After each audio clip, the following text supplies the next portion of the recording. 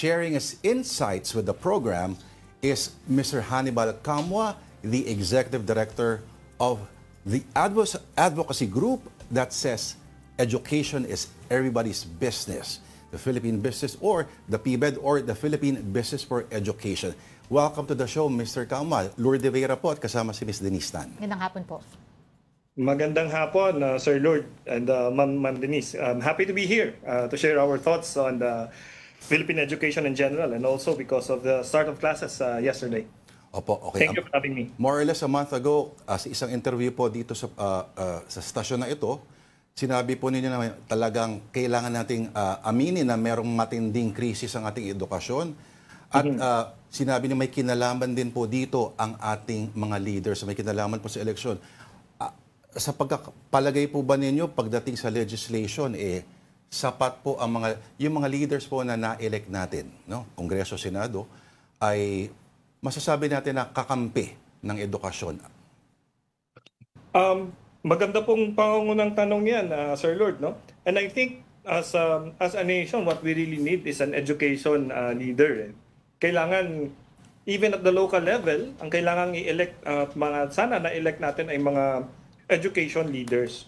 Pero kung titingnan natin, sir, just in terms of legislation, also in terms of government leadership, we can see that there is now a shift. And I think we could start na nandoon yung pag-amin na meron naman talagang education crisis.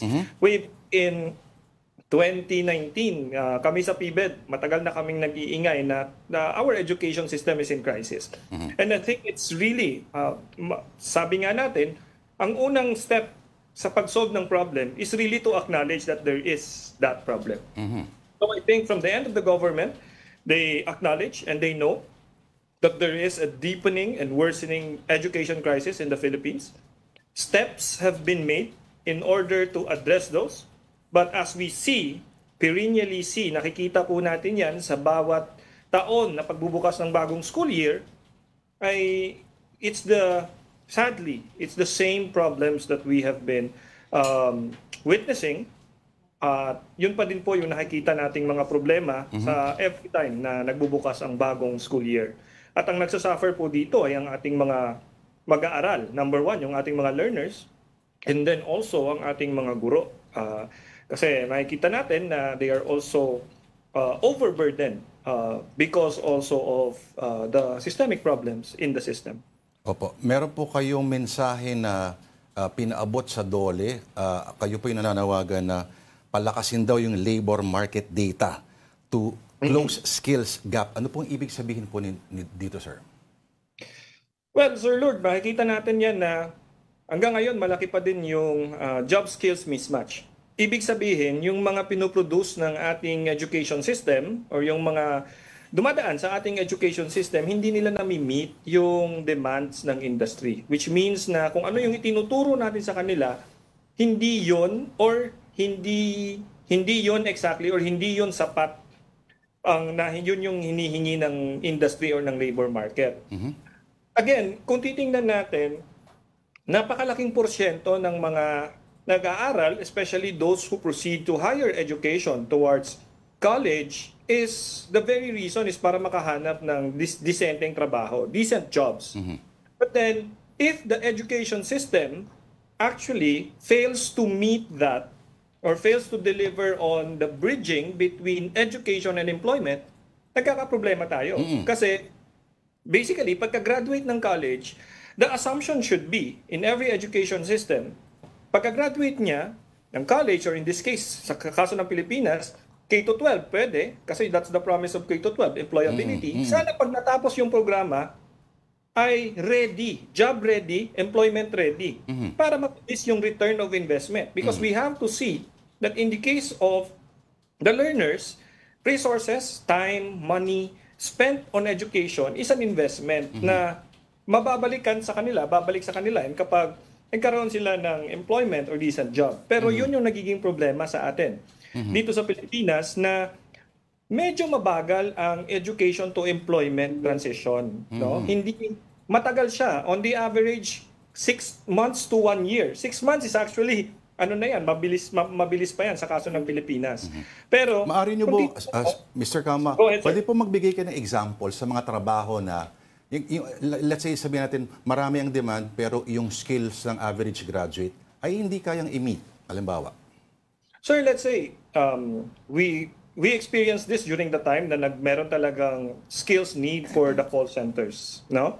At nakikita natin na hanggang ngayon, yung demand na yan hindi masyado or hindi siya napupunan fully because the skills na kailangan ng ating mga BPO companies ay hindi pa trained doon ang ating mga, let's say, senior high school graduates. Maliban, of course, kasama dyan, speaking and literacy skills. Okay. Pero, kung titingnan natin, sir, over and above the basics for, let's say, a call center job, which is on communication skills, so and so, meron pa yung analytical skills na nakita din sa mga pag-aaral na ginawa sa atin dito sa Pilipinas na mababa ang, let's say, analytical thinking skills ng ating mga learners. So, nandoon yung mismatch. And what does that mean for the private sector? Ibig sabihin, kailangan pa ng additional intervention galing sa mga kumpanya, galing sa mga private sector, para maging job and employment ready ang mga graduates, which is supposed to be the job of the education system.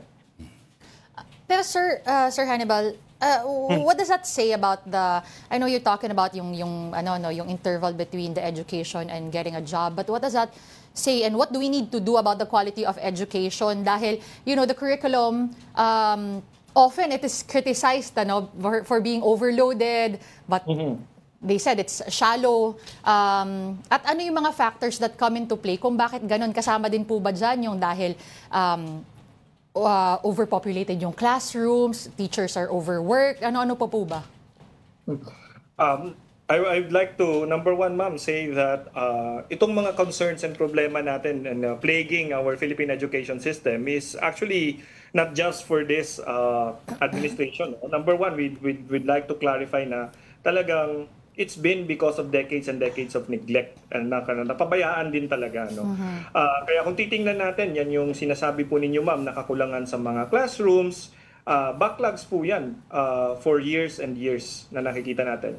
From the recent numbers, it's 165,000 backlogs in terms of classrooms. And of course, nagsasanga-sanga po yan, nagkakaroon ng compounding effect because kulang ng classroom, which means that there would be an overcrowding in one classroom. So the ideal classroom to learner ratio is not achieved.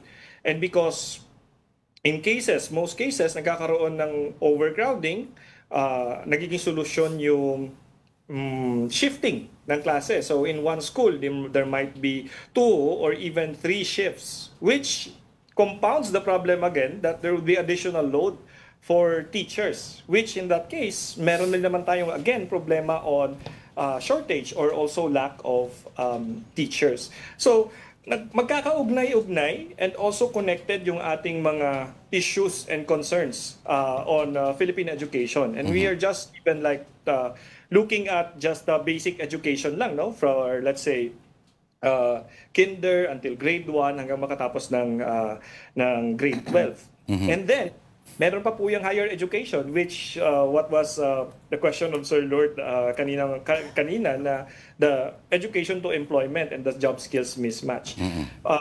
So kung titingnan natin, sanga-sanga siyang problema. And what is really needed for us, for the Philippines, to address the education crisis is dapat reforms. Very systemic, dapat systemic reforms din and innovative approaches to these problems because in fairness may mga efforts to address and solve the problems pero it's just the sheer size and magnitude of the problems na kailangan talaga innovative yung approach. Hindi na pwede yung parang yung nakagawian natin na mga solusyon. Alam natin, napakalaki ng bureaucracy ng education sector, no? Pero dito nga lumalabas yung halaga ng local government intervention, ano? Siguro pwede rin kaya 'yon, Sir Hannibal, ano? Local government intervention, at the same time, yung yung factor ng businesses. Ang trustees ng PBID ay kasamang bossing natin. Leaders of industry talaga. Ano ay pwedeng pag nag-work in synergy itong mga to? Sir Hannibal.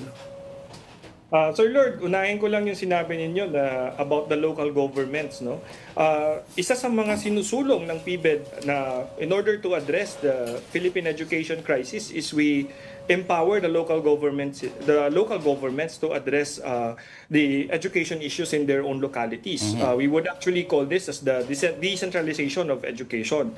So kasi ngayon ang decision making and for the longest time the decision making on education is actually very centralized at the Department of Education, particularly for basic education.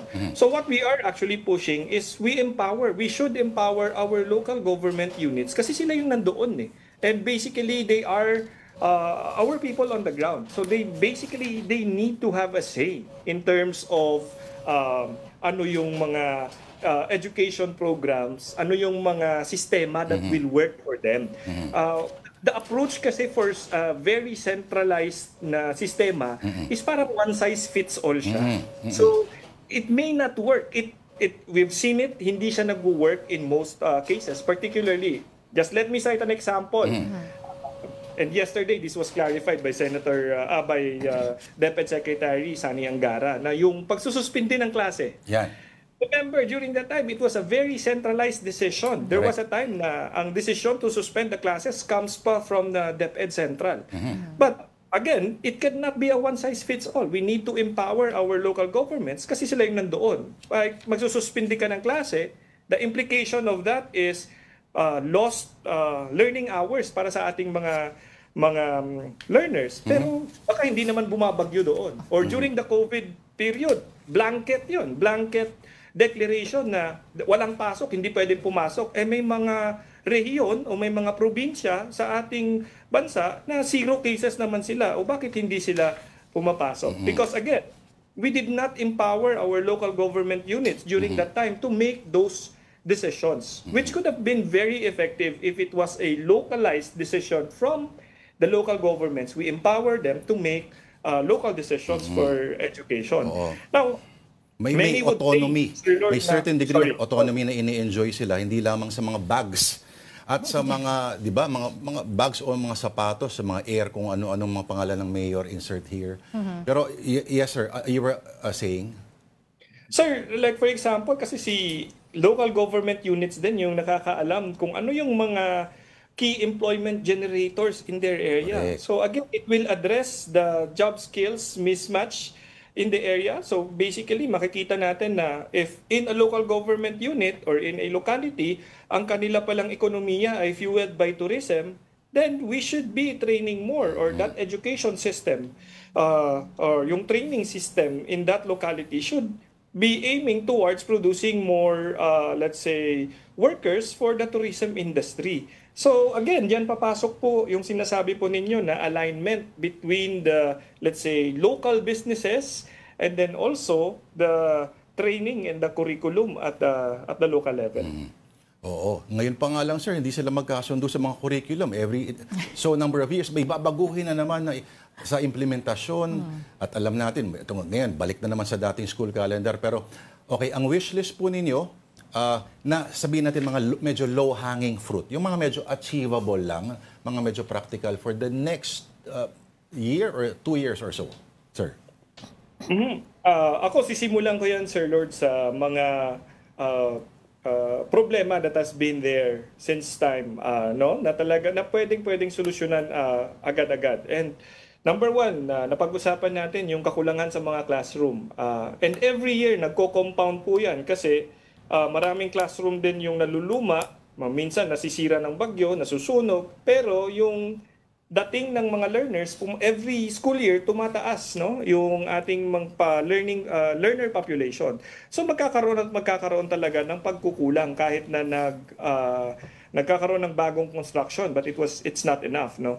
So number one, gusto kong i-push, and Secretary Sani Angara yesterday in an interview, nagsabi naman siya na merong public-private partnership yung parang build now and then lease later for classrooms.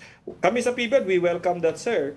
But we also want to recommend that yung mga existing private schools, tingnan din po sana kung kaya po ba ng mga private schools natin na magkaroon or mag-absorb ng, sa kanilang capacity. Kasi may mga private schools na medyo malaki ang kanilang capacity to absorb more learners. Pero nga po, because of, again, cost restrictions, na masasabi natin, ay baka walang nag-i-enroll doon. So baka a government support, again, to decongest. If the idea, or if what we want is really to solve, let's say, the congestion problem brought about by lack of classrooms, yung mga existing na po na mga players like the private sector can really help on that.